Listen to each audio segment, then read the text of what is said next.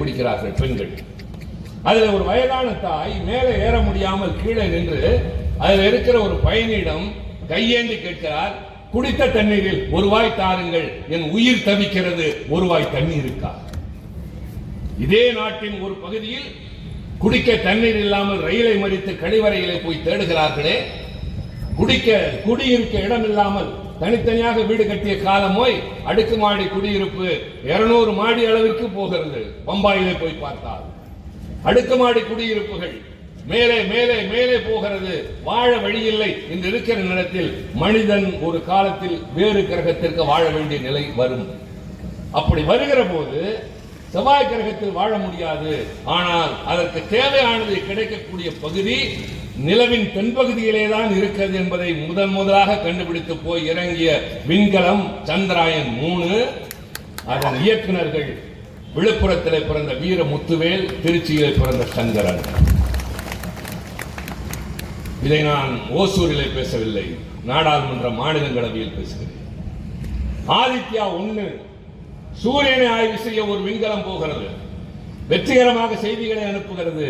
அந்த ஆதித்யா 1 இயக்குனர் செங்கோட்டையிலே பிறந்த இஸ்லாமிய சகோதரி சுல்தானா என்பவர். அக்கினி 1 அதன் பிதாமகன் டாக்டர் அப்துல் கலாம் 1000 கிலோமீட்டர் சென்று தாக்குகிற ஏவுகணை. இப்போது வளர்ச்சி அடைந்த அக்கினி 5 5000 கிலோமீட்டர் சென்று தாக்குகிற ஏவுகணை. இன்றைக்கு இந்தியா பாகிஸ்தானை போரில் நடுநடுங்க வைத்தோம் என்று சொல்வதற்கு காரணம் அக்கினி 5. அந்த அக்கினி 5 இயக்குனர் யார் தெரியுமா? சங்கரி என்ற பெண். இவர்கள் அத்தனை பேரும் தமிழர்கள். அத்தனை பேரும் அரசு பள்ளியில் படித்தவர்கள். அத்தனை பேரும் தமிழ் வழி கல்வி படித்தவர்கள். அடுத்து சொன்னேன் மிஸ்டர் ஹோம் மினிஸ்டர். கவனத்தை ஒருவேளை அவர் கவனிக்காமல் இருக்கார். மிஸ்டர் ஹோம் மினிஸ்டர் திரும்பி பார்த்தார். இவர்கள் யாருக்கும் இந்தியும் தெரியாது, சமஸ்கிருதமும் தெரியாது. அவர் சிரித்துக் கொண்டார். காரணம், நான் கோபப்படுத்தவில்லை, மாறாக வரலாற்றை சொல்லி சொன்னேன். இன்றைக்கு உலக அரங்கில் இந்தியாவிற்கு பெருமை தேடி தந்திருக்கிறவர்கள் அத்தனை பேரும் தமிழர்கள் என்று சொன்னால் நான் இந்தி படிக்காமல் வீணாமல் போகவில்லை. இந்த நாட்டுக்கு பெருமை தேடி தந்திருக்கிறோம். இந்திய ராணுவத்தில் நாங்கள் இருக்கிறோம். அமெரிக்காவின் பொருளாதாரத்தில் பெரும்பாலை தீர்மானிக்கிறவன் தமிழன். பல நாடுகளில் ஆளுகின்ற பிரதிநிதிகளாக இருப்பவர்கள் தமிழர்கள். ஆக எங்களை பார்த்து இதை படித்தால் தான் நீ உருப்பட முடியும் என்று போதிக்கின்ற தகுதி எவருக்கும் இல்லை என்று சொல்லுகிற திராணி எங்களுக்கு இருக்கிறது. இப்படியெல்லாம் பேசுகிறோம் என்று சொன்னால் ஏன்? உரிமைகளை பாதுகாக்க, மொழியை பாதுகாக்க, மண்ணை பாதுகாக்க.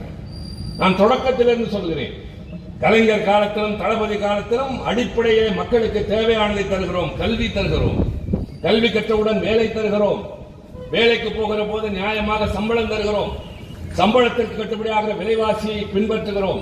நடமாடுகிற நாட்டில் சட்டம் ஒழுங்கு. நிதி ஆயோக் என்ற ஒரு அமைப்பு இருக்கிறது. அது எங்களை சார்ந்தது அல்ல, ஒன்றிய அரசை சார்ந்ததும் அல்ல. அது ஒரு சுயம்பான அமைப்பு, சட்ட ரீதியாக சுயமாக இயங்கக்கூடிய அமைப்பு. அதிலே தான் இப்போது போய் நம்முடைய தலைவர் முதலமைச்சர் கலந்து கொண்டு வந்தார்.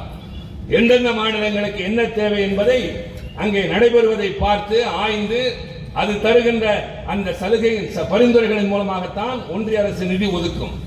அது தந்திருக்கிற ஆய்வின்படி நலத்திட்ட உதவிகளை நடைமுறைப்படுத்துவதில், தொழில்துறை வளர்ச்சியில், கல்வியில் முதலாவதாக இருப்பது தமிழ்நாடு இந்தியாவில்.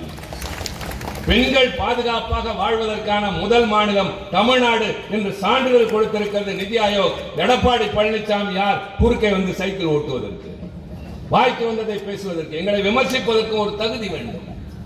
எங்களை பேசுகிற போது நீங்கள் இருந்த போது என்ன செய்தீர்கள் என்று கேட்பதற்கு எங்களுக்கு நேரம் இல்லை. நான் இவ்வளவு நேரம் பேசினேன். இங்க வந்திருப்பவர்களை பார்த்து சொல்கிறேன், மேடையில் இருப்பவர்களுக்கும் சொல்கிறேன், 1 மணி நேரம் 5 நிமிடமாக இருக்கிறது. இந்த 1 மணி நேரம் 5 நிமிடத்தில் நான் யாரையாவது தரக்குறைவாக பேசினேனா? வார்த்தைகளை அள்ளி வீசினேனா? இழித்தும் பழித்தும் பேசினேனா? இல்லையே. ஏன்? நான் அண்ணா அறிவாலயத்திலிருந்து வருகிறேன். எங்கள் இயக்கத்தின் கொள்கைகள், லட்சியங்கள், சாதனைகள், எங்கள் தலைவர்களின் பெருமைகள், நாங்கள் போய்கொண்டிருக்கிற அந்த லட்சிய பாதை, இதை சொல்வதற்கே நேரம் போதவில்லை என்கிற போது அடுத்தவர்களை தாழ்வாக பேசித்தான் வளர வேண்டும் என்ற அவசியம் எங்களுக்கு கிடையாது. அதைத்தான் ஊர் மக்களுக்கு சொல்கிறோம், ஆதரவு கேட்க வந்திருக்கிறோம். இது ஜனநாயக நாடு. நீங்கள் இந்த நாட்டின் உச்சக்கட்ட நீதிபதிகள், மறந்து விடாதீர்கள். எதற்காக இந்த பொதுக்கூட்டம்? வெறும் கலைஞர் பிறந்த நாள் என்பதோடு அல்ல, உங்கள் மத்தியிலே பிரச்சாரம் செய்கிறோம். காரணம், நீங்கள் தேர்தல் நேரத்தில் முடிவெடுக்க போகிறவர்கள், ஒரு கட்சி ஆள வேண்டும் என்கின்ற தீர்ப்பை தரப்போகிறவர்கள். இந்த உரிமை எங்களுக்கு மட்டுமல்ல. நாளை அதிமுக வந்து பேசும், மறுநாள் பாஜக வந்து பேசும், யார் வேண்டுமானாலும் வந்து பேசட்டும், புதிதாக வந்திருக்கிறவர்களும் பேசட்டும். எல்லாவற்றையும் கேளுங்கள். உங்களுக்கு தெரியும் யார் நமக்காக பாடுபடுகிறவர்கள் என்று, யார் நமக்காக உழைத்தவர்கள் என்று, யார் நமக்காக தன்னையே இழந்துவிட்டு உழைக்கின்ற தலைவர்களை கொண்ட இயக்கம் என்றால் இந்த நாட்டில் திமுகவை தவிர எதுவும் இல்லை என்ற பதில் கிடைக்கும். இது தேர்தல் பிரச்சார கூட்டம் அல்ல தோழர்களே. நான் வாக்கு கேட்க வரவில்லை. ஆனால் இந்த கூட்டத்தில் நாங்கள் பேசி முடித்ததற்கு பின்னால் புதிதாக ஒரு 10 இளைஞன் இதுதான் எனக்குரிய பாசறை என்று வந்தால் இந்த கூட்டம் வெற்றி பெற்றதாக நான் கருதுகிறேன். எங்கள் தம்பி உதயநிதி ஸ்டாலின் நடத்துகிற படை வரிசைக்கு இளைஞர்கள் தேவை. வாருங்கள் நண்பர்களே, உங்களை கேட்க இடம் இதுதான். தமிழ் வாழ, தமிழ்நாடு உயர, நம்முடைய உரிமைகளை பாதுகாக்க உணர்ச்சி மிக்க தலைவர்களை கொண்ட இந்த பேர் இயக்கம் செய்து காட்டியிருக்கிற சாதனைகள், மக்களை உயர்த்தி இருக்கிறோம். இந்த நாட்டிலேயே இந்த மாநிலத்தை முதலாவது இடத்திலே கொண்டு போய் சேர்த்திருக்கிறோம். அந்த உணர்வோடு வந்து கேட்கிறோம். ஊர் மக்களை பார்த்து கேட்பதுதான்.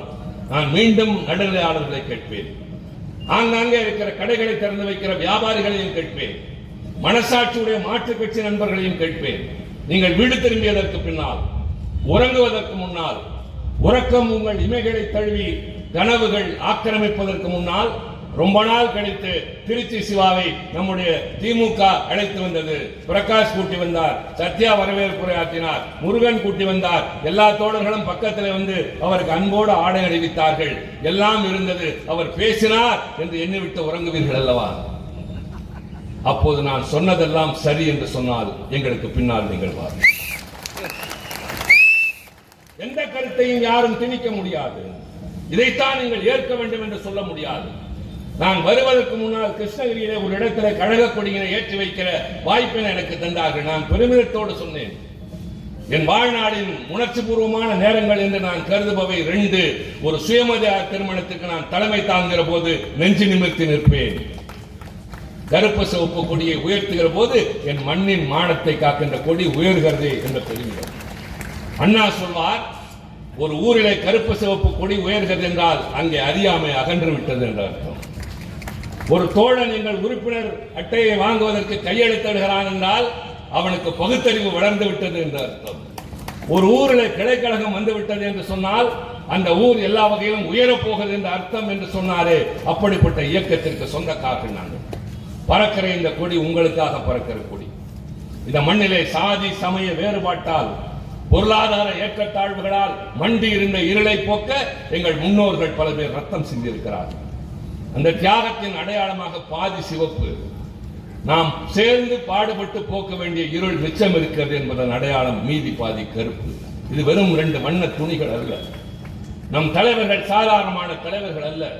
பெரியார் பிறந்திருக்காவிட்டால் சாதி வேறுபாடும் சமய வேறுபாடும் தொலைந்திருக்காது. அண்ணா பிறந்திருக்காவிட்டால் இதையெல்லாம் நடைமுறைப்படுத்துவதற்கு சட்டங்களை இயற்றுகிற அதிகாரம் கொண்ட அரசியல் கட்சி முகிழ்த்திருக்காது. கலைஞர் இல்லை என்றால் இதெல்லாம் காப்பாற்றப்பட்டிருக்காது. இன்றைக்கு தளபதி இல்லை என்று சொன்னால் தமிழ்நாடு தன்னந்தனியாக தவித்து போயிடும். எனவேதான் நான் வேண்டி விரும்பி கேட்பேன், மனசாட்சியோடு எண்ணி பாருங்கள். நாங்கள் சொன்னவைகளை எண்ணி பாருங்கள். யாரையும் கீழ்த்தரமாக கேவலமாக பேசவில்லை. அவன் இவன் என்று ஒருமையில் பேசவில்லை. நீ என்ன கிழித்தா என்றெல்லாம் பேசவில்லை. எங்கள் சாதனைகளை சொல்லி இருக்கிறோம், தலைவர்களை பற்றி சொல்லி இருக்கிறோம். உழைக்கின்ற இயக்கத்தை சார்ந்தவர்கள் நாங்கள். இந்த நாட்டு மக்கள் நடுத்தெருவுக்கு வரக்கூடாது என்று தன் குடும்பத்தை நடுத்தெருவிலே நிறுத்திவிட்டு உழைக்கிறவன் கையில் கருப்பு சிவப்பு கொடி இருக்கும். எல்லோருக்கும் சேர்த்துதான் நான் பேசுகிறேன்.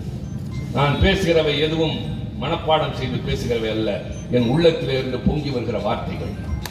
திராவிட முன்னேற்ற கழகம் என் உயிர். என் இயக்க தோழன் தான் எனக்கு அண்ணன் தம்பி. நான் பிறந்த 3வது மாதம் தந்தையை இழந்தேன். 29 வயது விதவை தாய் வளர்த்த பிள்ளைதான் திருச்சி சிவா உங்கள் முன்னால் நான் இருக்கிறேன். எனக்கு அண்ணன் தம்பி கிடையாது, சித்தப்பா பெரியப்பா கிடையாது, மாமன் மச்சான் கிடையாது. ஆனால் தமிழ்நாடு முழுவதும் ஆயிரக்கணக்கான அண்ணனும் தம்பியும் இந்த இயக்கம் வந்திருக்கிறது.